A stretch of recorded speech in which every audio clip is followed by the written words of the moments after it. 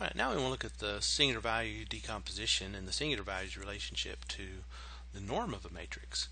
Now we're going to be looking at the supremum norm, and we're going to notice that the supremum norm is defined in terms of an inner product is going to be the norm of the matrix A with a little 2 here, and that shows that we're using an inner product on the actual measurement norm on the vectors.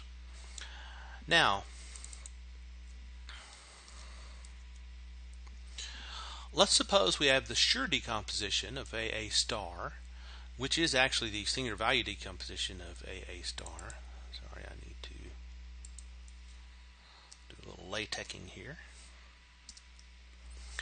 And so suppose I have this AA star is U sigma tilde squared U star.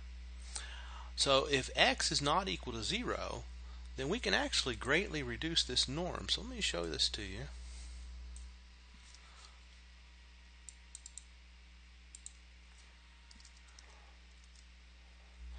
And so what happens is if we take the norm of AX squared over the norm of X squared, remember here X is not equal to 0, then we get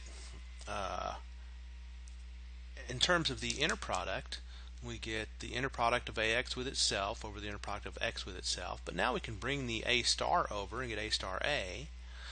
But A star A is given by this singular value decomposition. So I insert that.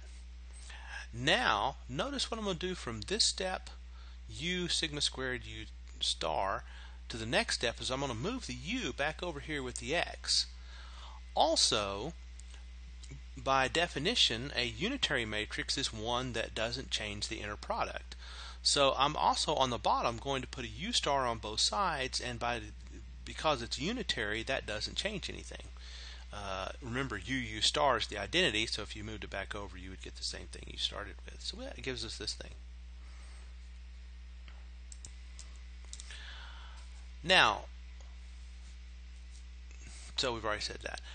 The supremum over all the entries in this sigma tilde squared is equal to S1 squared because everything is 0 except the non-zero singular values inside this sigma tilde squared, and the largest, because we always write them in descending order, the largest is this S1 squared. So now it follows that if you take the norm of AX over X squared, which is what we were looking at up here, remember, then that's less than or equal to S1 squared times these two, which cancel, and that's just S1 squared. And so it follows, because you can actually use the first row and column of U and V star respectively, and notice that A star A U1 is S1 squared U1, so it's always less than or equal to S1 squared, and at one case it's equal to S1 squared, and therefore the norm of A is S1.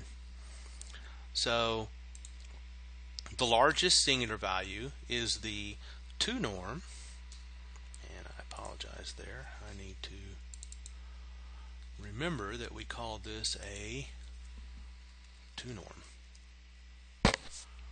and thus the 2 norm of A is S1.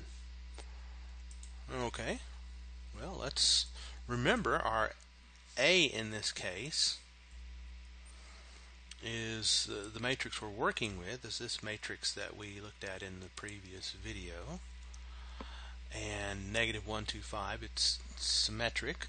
So let's look at its norm, and we're looking at the 2 norm, so that's 18, and if we do the singular value decomposition, then notice that S1, the largest singular value, is 18. Now what's also kind of interesting, and we did this in class, so I'm not going to go through the details here, but if I take the singular values and square them and add all that up, and I get this 18.248, and that turns out to be the same as the Frobenius. which is 18.248. So a nice relationship between the norm and the singular values.